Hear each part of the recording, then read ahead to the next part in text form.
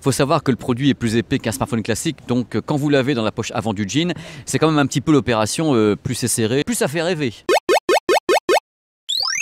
J'ai toujours aimé la couleur bleue, c'est génial. Bonjour, bienvenue sur ma chaîne YouTube PP World pour le petit billet d'humeur qui va bien à propos du premier smartphone pliable présenté par Samsung, le Galaxy Fold. Alors j'ai lu et j'ai vu tout et n'importe quoi sur les internets concernant le produit. Je me suis dit, bah, pourquoi pas moi? Pourquoi est-ce que je ne vais pas faire également un petit billet d'humeur consacré à ce premier smartphone pliable Galaxy Fold de Samsung? Je voulais commencer par dire un truc super important. Non mais vraiment, quelquefois je le fais, un truc super important. Depuis des semaines et des mois, je lis partout dans les forums des choses concernant les gens qui aiment les smartphones, qui disent voilà, alors les smartphones c'est génial, j'adore ça, mais en fin de compte ça tourne un petit peu en rond, on n'arrive plus à évoluer, ils rajoutent des capteurs, mais enfin l'image ne progresse pas tant que ça. Enfin bref, et là pour la première fois, il y a un modèle qui se pointe, qui va se pointer le 26 avril, qui est une transition totale, une cassure dans le monde des smartphones, le premier modèle qui est complètement flexible, et je lis des trucs comme oh, mais c'est n'importe quoi, ça coûte cher, ça sert à rien et tout le tremblement. Bon, bien sûr, tout le monde peut s'exprimer, je m'exprime, vous vous exprimez, c'est normal. Mais en même temps, est-ce que quelquefois les gens se rendent compte de la prouesse industrielle de base de ce produit? Prouesse technologique.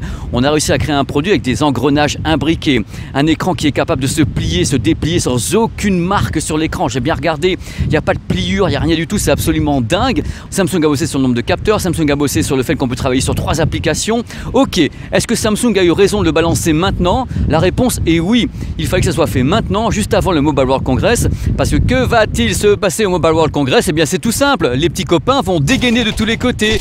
Les Huawei, les Xiaomi, les projets de LG, donc il était temps pour Samsung, même impératif, que Samsung balance tout de suite, immédiatement, son modèle pliable. D'ailleurs ça fait très très longtemps qu'ils travaillent dessus. Il faut savoir que Samsung, ça fait des années qu'ils bossent sur le pliable. On n'est pas dans la nouveauté qui tombe du ciel en disant tiens ils ont copié XY. Non, ils sont dessus depuis très très longtemps. Alors le prix, c'est vrai, 2000 € c'est cher. C'est cher. Mais je vais vous remémorer quelque chose, mes petits loulous d'amour que j'aime. Rappelez-vous, le premier lecteur de DVD coûtait l'équivalent de 1200 €. Premier écran plasma 42 pouces HD coûtait l'équivalent de 22 000 €. Alors en effet, le premier smartphone pliable coûte 2000 $. Et c'est normal, on lance quelque chose, c'est une proposition industrielle. Après, bien sûr, les autres marques vont s'y mettre, donc les prix vont baisser, il va y avoir de l'émulation, de la concurrence, et le marché va se réguler. Donc en effet, le prix m'effraie. C'est vrai que c'est cher quand même, hein. Parce que 2000 € ça reste qu'un smartphone, hein. C'est le prix d'un gros PC et c'est normal, ça a la puissance d'un PC le truc tout de même, hein. Donc en effet je trouve ça super cher, mais attendons. Donc pour le moment 2000 € cher, oui, mais c'est pas définitif. Alors les applications, qu'est-ce qu'on en fait? Pourquoi? Je me suis vraiment posé la question dans ma réflexion, je me dis mais ça s'adresse à qui en fin de compte ce produit? Alors d'abord je pense que vu sa forme, vu le concept, vu le form factor, ça s'adresse vraiment aux gens qui veulent bosser à la limite. Parce qu'en effet quand la surface est ouverte, on a quand même une belle surface de travail, avec en plus la possibilité de travailler sur 3 axes différents, c'est-à-dire 3 lucarnes en simultané. Donc d'un côté on peut avoir bien sûr son travail, n'importe quoi, le côté Facebook ou Twitter, sur 2 autres applications ouvertes en même temps. Donc je pense que les gens qui veulent bosser peuvent être intéressés par le produit. Il y a une fonction qui m'éclate littéralement, c'est une fonction qui s'appelle une continuité de travail. Quand on a le smartphone fermé, on a un écran de 4,7 pouces, voilà, qui peut afficher Facebook ou n'importe quoi. Quand on ouvre l'écran, quand on déplie donc le Samsung Fold, eh bien on a une continuité de l'application, c'est-à-dire qu'on va la retrouver à l'intérieur de l'écran une fois qu'on l'a déplié, plus les 2 autres lucarnes qui vont s'afficher pour avoir des trucs en plus à l'intérieur. Je trouve que l'architecture qui a été conçue avec Google, donc pas loin d'ici, je suis à Los Angeles, est plutôt intéressante techniquement. Donc après, on peut également dire que la cartographie est intéressante. Ouvrir Maps, avoir une grande carte comme ça façon Michelin d'époque ou bien Waze, c'est pas mal. Pour le visionnage des films et des séries télé, je suis un petit peu plus dubitatif. C'est une question de format tout simplement, hein. Une fois qu'il est fermé, ce produit, le Fold de Samsung, l'écran visible est 4,6 pouces. Voilà, c'est un petit écran, donc pour visionner des films, c'est pas très très grand. On s'habitue à beaucoup plus en ce moment. Et quand on l'ouvre, on a une belle surface, certes, mais qui correspond pas forcément à un format ni Netflix ni cinéma. C'est peut-être mieux ou préférable d'avoir directement un smartphone grande taille en 18/9, tout simplement, comme je dis à chaque fois. Le 18/9, c'est très très bien pour la plupart des œuvres Netflix et des films. On verra des petites barres noires en scope, c'est pas la mort non plus, hein. Voilà, je préfère ça.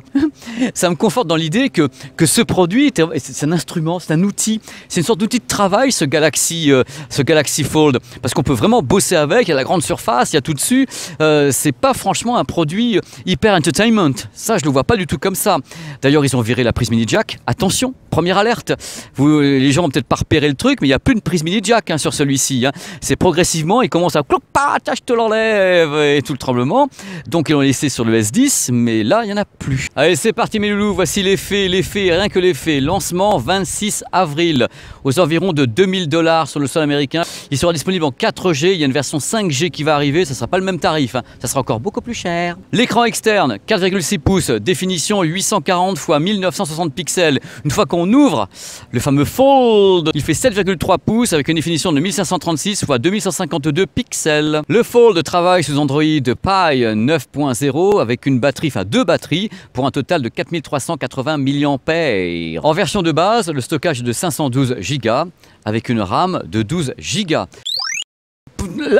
Là vous vous dites et vous me dites, mais Pépé, tu nous gonfles, tu nous donnes ton avis maintenant. Et bien je vais vous le donner mon avis. On est sur les plâtres, on est sur la Lune, là, on est sur Mars.